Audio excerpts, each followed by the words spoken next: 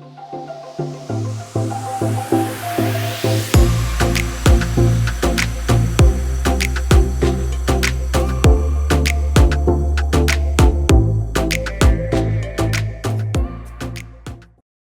everybody to another episode of the Earthen podcast. I'm Scott Howard with Earthen, and today my guest is Mr. Ray Cirino from Cobanation.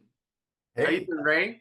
I'm doing better than I've ever done because I'm getting the job done, and I'm loving life at the high level because we have a space to work out of, and it's like building my dream house. Imagine you grow up and you want to build a nest for you and yourself and your family, and this is the time to do it. It's the fall season is here. It's cooling off out in the desert, and we're going to have a festival called Cobb Feast. And Cobb Feast is going to be something where we have other things besides just cob. We're going to have food elements, solar cooking. We're going to have one of the best solar cooker people coming, possibly, who is possibly going to start a museum with a cafe at our property down the line with a cob house. And it's just, we're making things that are in a beautiful setting, and there's no neighbors. We're surrounded by BLM, and my best friend is my neighbor, and he's a Burning Man guy, and he loves creating all kinds of different projects, and so we're like working together copacetically. So we're good. So cool. Wow, yeah. I remember you got this land some years ago. You're over there by Sequoia National Park, right?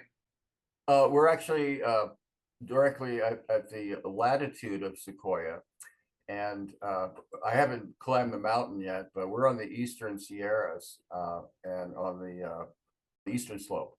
But you're talking about. I want, before I forget, there's so many things that we're going to talk about today.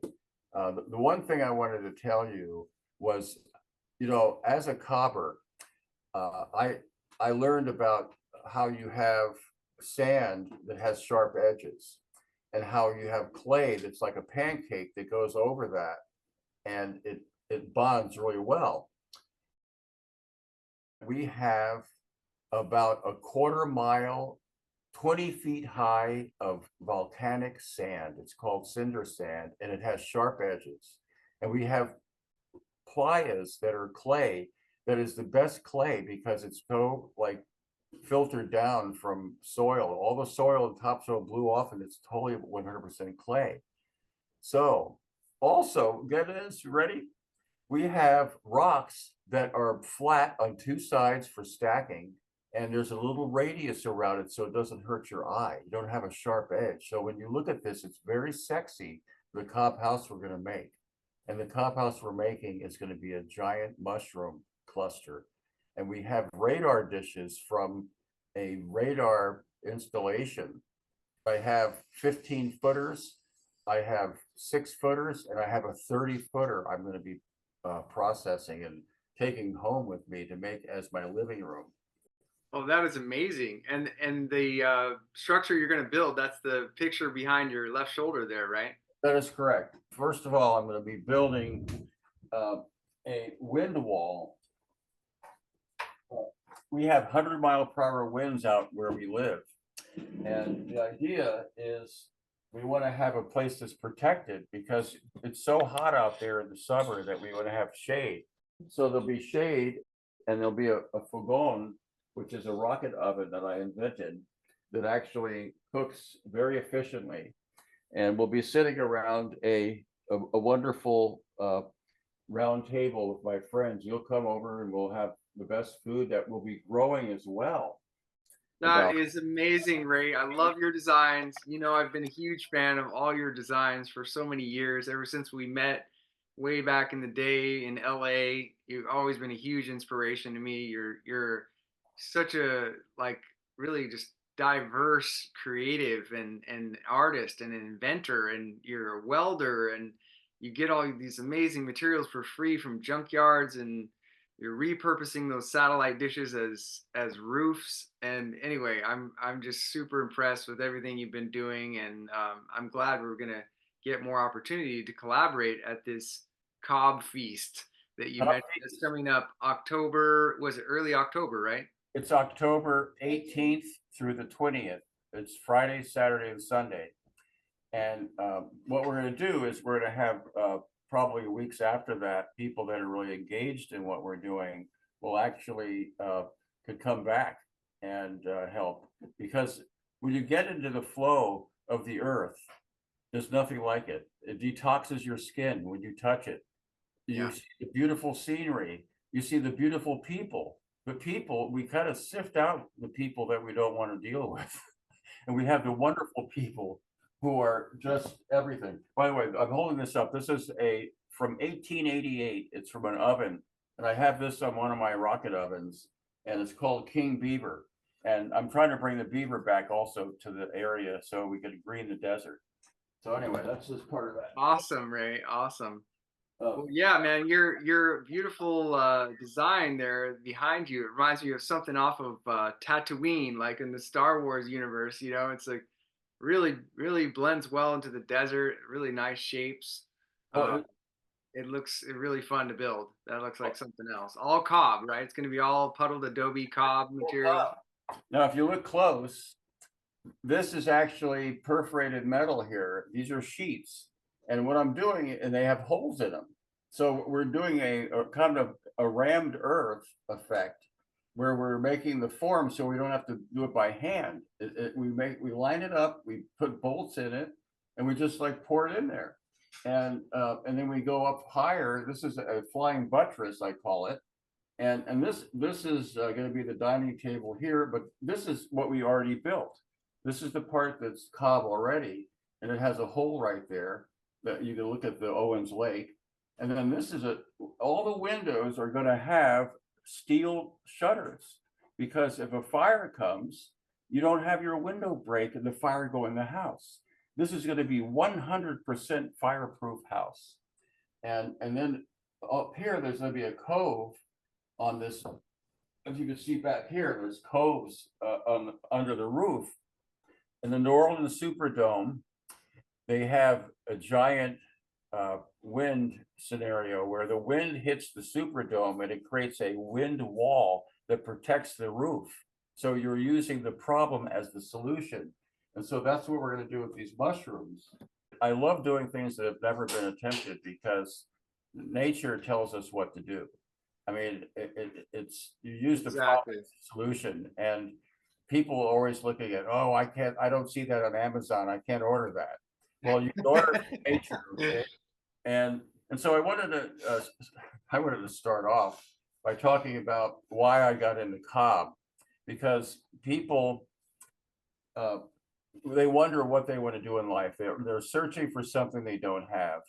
And for me, I kind of loved, woodworking. I loved welding, but I needed to find something that was really earth connected. And so I had this girlfriend who was in the permaculture, and Yanto Evans came to where we were living in Eco Village, LA. And he did a lecture. He's the guy who brought cob to America. And so she said to me, if you don't take this course for 1 month, I'm going to dump you. Okay. And so I had no choice. I had to go. Motivation, yeah. I had to go to Oregon, Coquille, Oregon, and take the course. It was 1 month, and it was the most fun thing I ever did in my life. It came so naturally. And also, he was into rocket stoves. And he invented this one rocket stove, or a couple of them, in ovens. And I said, holy shit. All I need to do at this point is use my welding skills and my junkyard touring skills. I have the biggest waste stream in the United States right here where I lived. And so I did, for 15 years, I did a junkyard tour, and there's a rocket junkyard that has rocket parts. And so I was able to take these giant domes. I invented these ovens, and I made from that, I made so many different ovens for different people. But Yanto was the one who was a very hard worker. He didn't take any prisoners, and he just was as good as it gets. And we all love Yanto, and I think he's still alive with Linda Smiley, his wife.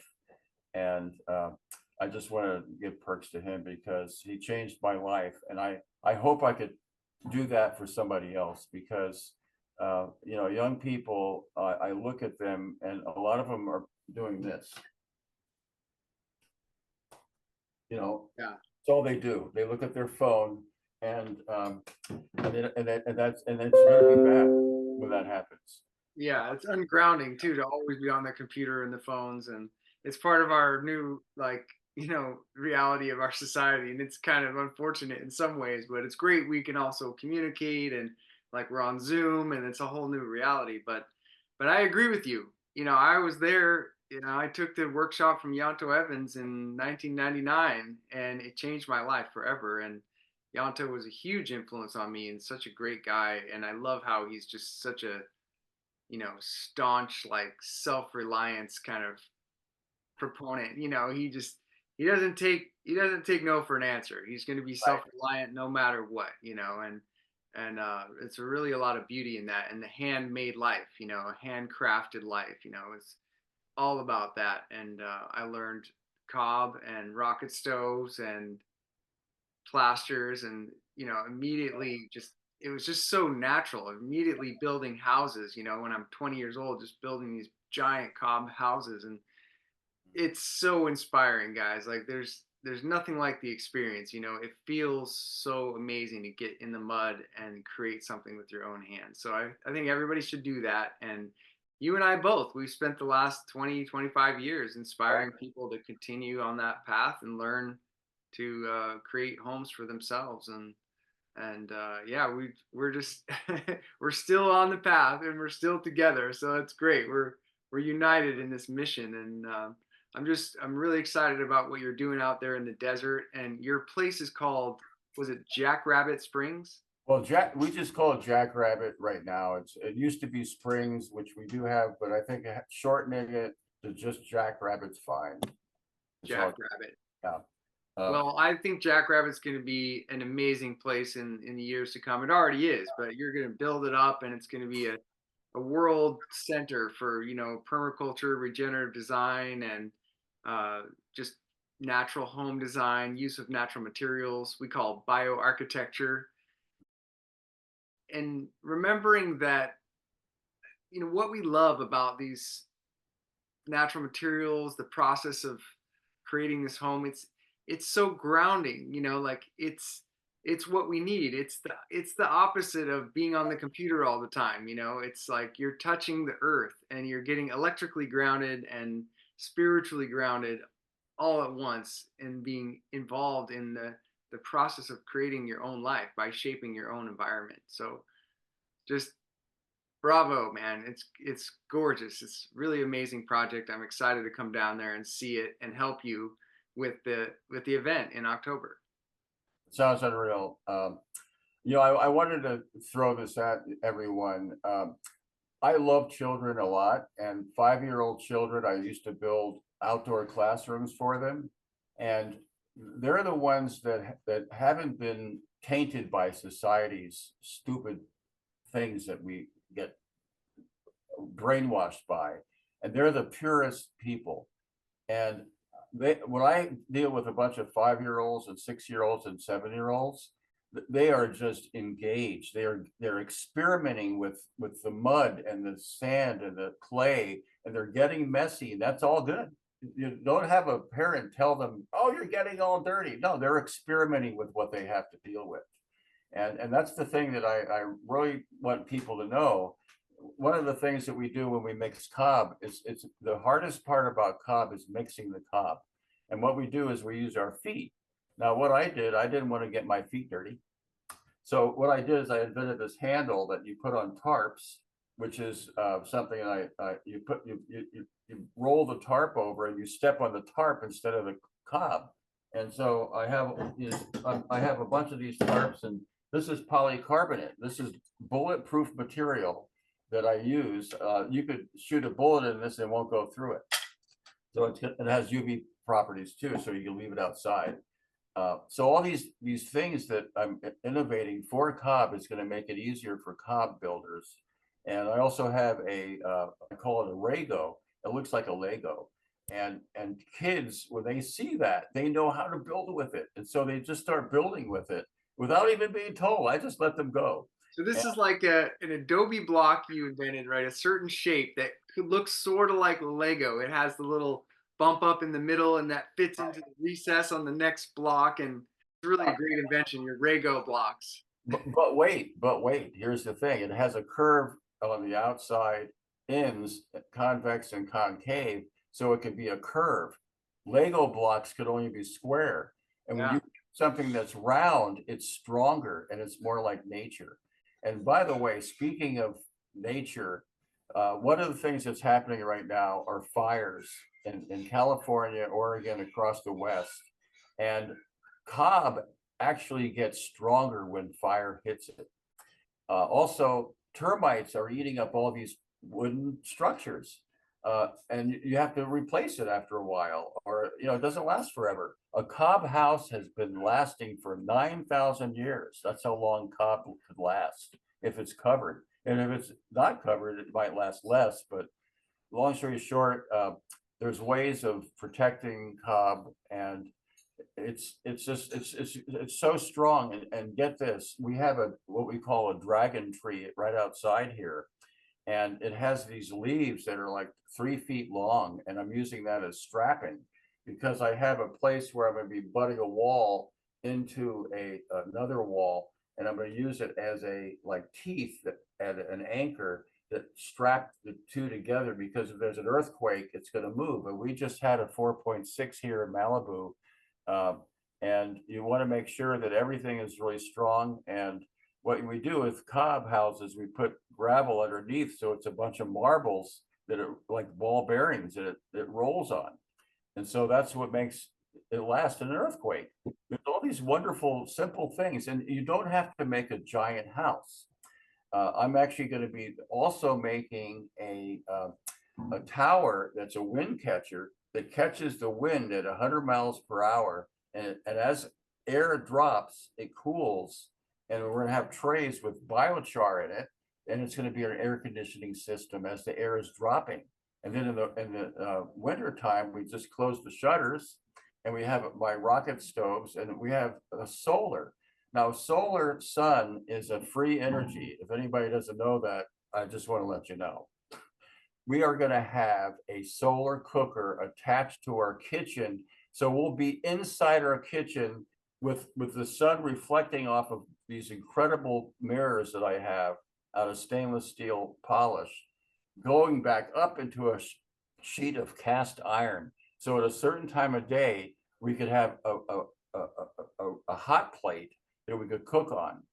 And I also have these giant radar dishes. We have solar cooking. So that actually trumps rocket stoves and ovens, but we use those only when it's cloudy and at nighttime. So these are formulas that have to be dealt with because there's so much carbon in the atmosphere right now. It's like a hockey stick with the graph that goes up. We need to cut that down and use solar. And we have a guy coming from Minnesota, possibly, who is going to start a solar museum, possibly in our area. And he's going to be bringing solar cookers, and we're going to do a workshop with just this solar cooker in the house. So that might be the next one after this workshop. But just remember, you guys, to come and join us 18th through the 20th of October. It's about a month away, and we're going to have the time of your life. It's going to change your course in life. It's going to be like you're a ship, and you're going to say, holy shoot, look at this. There's an island over here that has all these coconuts on it. Let's go over there. Let's get some good stuff going on. And I'm willing to tell you all my secrets too, because I'm dead longer than I'm alive. I'd rather share them with you. Okay. So Yeah. Right on. Right on. Yeah, I mean it's a great rallying point. It reminds me of, back in the day, you were doing all these amazing events like Water Woman. You did these incredible events. You brought together a huge community of natural builders and artists, and we had such a good time. That was also in the desert at a different location. this is a bird Um, chat. This is Water Woman. You can see this guy here. He's walking on water like Jesus. That's actually me. But anyway, we're going to actually have a Water Woman festival possibly next year, which is going to have cob in it. And it's going to have all the disciplines of permaculture. It'll be the complete opposite of Burning Man. Hello, it's a woman. It all starts when you bring people together and they have an experience. And beyond the ethos and the beauty of like helping to improve the ecosphere, the environment, helping the earth by reducing our emissions into the air and all these things, using less gasoline and less petroleum. There's also the aspect of just, what kind of life do you want to live? Like, you want to be inspired and surrounded by your own creations, and you want to be able to repair your own house with materials that are right there on your own property. And it takes you 5 minutes and mix up some cob and you can repair a little hole in your wall. You don't have to drive out to the hardware store and buy anything necessarily. And that is a peace of mind. Jackrabbit is going to be a place like that where you can learn that self-reliant way of living, and it's actually a more relaxed lifestyle ultimately, because you're not worried about a thing. You have everything you need. The food and the building materials are all there for you. You don't even need to leave your property if you don't want to. One of the things me and Connie were out at Jackrabbit and last week, and it's so quiet out there, you can't hear anything except the birds or other animals. And in the city, you just hear cars and people complaining, it seems like. So it's going to be a place that's going to be nurturing. We also have a hot tub that we put cold water in that I found at a junkyard, and we were looking at the clouds and we saw like elephants and birds in the clouds that were shapes, and it was like meditation too. Um, I also wanted to tell you one of the most beautiful things that we're doing out there. I'm very much into bringing the beaver back to Owens Valley because it actually, right where we were, the California aqueduct broke right where we were, and because they didn't slow sink and spread the water. So what I did is I built a willow swale on contour, and what is happening, the first animals I started to see were a herd of deer, and there were quail, and there was squirrels, and there was a rattlesnake in there too on this willow swale, and we made one up the hill too, and there's all kinds of new life happening. And so that's what beavers do. They make these swales as a dam, slow sink and spread the water. And so more of the desert becomes green.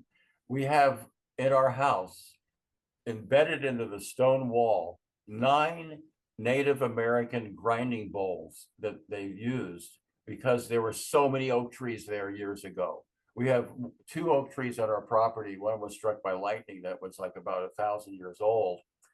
And the thing is, we want to bring all this back because it can come back and it's time. If you want to do something that's important, come learn about all this. We're not just going to be talking about mud, sand, and clay.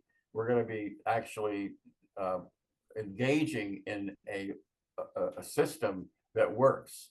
Our society does not necessarily work. We're have a lot of people are struggling right now, and it's sad. I mean, you look on the side of the road, but here's something that's bad as it gets. A friend of mine who I turned on to, Sunray Kelly, he is embracing cob like no one else. And he has a job in Ojai to build homeless shelters out of cob paid by the city of Ojai. And he's going to be out there too talking about that. Is that as good as it gets or what? No, it's very cool. Is that badass? So anyway, that's the Yeah, story. it's so true. I mean, the society is failing us. The fiat system is kind of shaky at the moment, and where's the real value? The real value is us as people, our communities, ability to get food and house ourselves and take care of one another. And so, yeah, we're paving the way, and reclaiming the desert is obviously the task at hand, because there's too much desert in the world, and it's all could be usable land if we just reclaim it. Even within a few years, you look at what people like Jeff Lawton and Sepp Halter did. I just interviewed a guy a couple weeks ago, Roger Green. also did some amazing groundbreaking work in Dubai area. It was called Bloom the Desert. And so there are a plethora of techniques that we can apply to reclaim deserts and make them green again and grow things. And also regenerative resources, that company with Neil Spackman doing some amazing work, using mangroves to reclaim coastal desert areas. So there's just so many ways, there's so many options, and the techniques, the actual methods are not the main hurdle. Like we have that part already. There's many examples. The main hurdle is just people getting out there and doing it and putting their money where their mouth is. So Exactly. bravo for you doing that. Well, it comes naturally because everything I'm doing is built into my system. My mom was very much into gardening and art, and I think art has a lot to do with promoting what we're doing. Because I'm going to be sending out a time lapse of me painting my house with people cobbing. Now, how cool is that going to be? I Cool. can't wait to do that so that you can see how it would be working really fast. Because it's just there is a love affair that we both have, Scott and I, and a lot of people. They love cob so much because it's built into our DNA. It really is. Also, having resources, and let me tell you the golden secret to get things from people, big corporations. What you do, you bring a teacher with you. When you go to a big site, we had a mine that was sifting sand for a giant highway. And me and Connie went up to them and we said, could we check out your boneyard for metal? And they said, well, what do you use it for? I said, it's for the children. Just tell them that and they'll give it to you. And you have a teacher with you, it's the game on. It's time to get free stuff for your cob house. And I got radar dishes that are coming, and we're going to be maybe going out to process that.